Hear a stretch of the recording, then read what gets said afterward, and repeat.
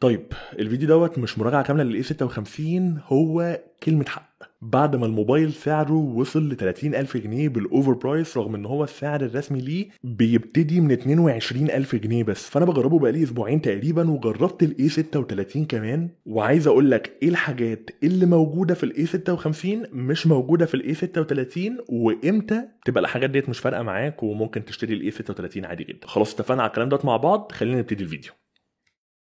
ببساطة خالص الاي 36 بيبتدي من 16,350 جنيه، والاي 56 بيبتدي من 22,000 جنيه، يعني الفرق ما بين الموبايلين حوالي 5,500. وفي الفيديو ده مع بعض هنحدد يستاهل الفرق ولا لا. لو انت حد عايز الالوان بتاعت سامسونج والشاشة بتاعتها، فانا بقول لك الاثنين نفس الشاشة، سواء الحجم اللي هو 6.7 انش، سواء النوع السوبر اموليد، التردد ال 120 هرتز، والسطوع اللي بيوصل لحد 1900 نتس، ارقام ممتازة. الفرق الوحيد ما بينهم من ناحية الشكل والخامات ان الاطار اللي معمول بيه الاي 56 هو اطار معدن، في حين ان الاي 36 بلاستيك. وانا حد هو مسكت الموبايلين في ايديا بقول لك انك مش هتاخد بالك من الحته دي غير لما فعلا تركز قوي، لان البلاستيك اللي معمول في الاي 36 شكله شبه المعدن بشكل غريب. بالنسبه للناس اللي مهتمه بالكاميرات بقى، فالحته اللي غيرت مهمه جدا بالنسبه لك. الاي 56 الكاميرا الاساسيه اللي فيه السنسور بتاعها اكبر. ده معناها ايه؟ تفاصيل اكتر في الاضاءه الضعيفه تحديدا، هتبقى شايف ان الصوره منوره وباينه فيها تفاصيل اكتر شويه. نفس الحكايه على فكره في الكاميرا الالترا وايد 12 ميجا بكسل في الاي 56، يعني اكبر كسنسور واكبر كميجا بكسلز. هل الفرق بقى كبير ولا لا؟ دي النقطه المهمه. لما جيت احط الصور جنب بعض لاحظت ان الاي 36 فعلا بيبان فيه في الاضاءه الضعيفه قوي موضوع ان هو بيبقى باين منور اكتر. الكاميرا الالترا وايد نفس الحكايه، فيها تفاصيل باينه اكتر شويه لما بتيجي تعمل زوم وبتدقق قوي في التفاصيل بتاعه الصوره. كل موبايل لوحده مش باين الفرق، يعني لما تيجي تبص للصور اللي بيطلعها الموبايلين مش هتبقى عارف هي طالعه من انهي موبايل فيهم، بس بيبان الفرق لما بتيجي تحط الصور جنب بعض. فممتاز قوي ان الاي 36 قادر ينافس في الكاميرات، مش بعيد عن الاي 56،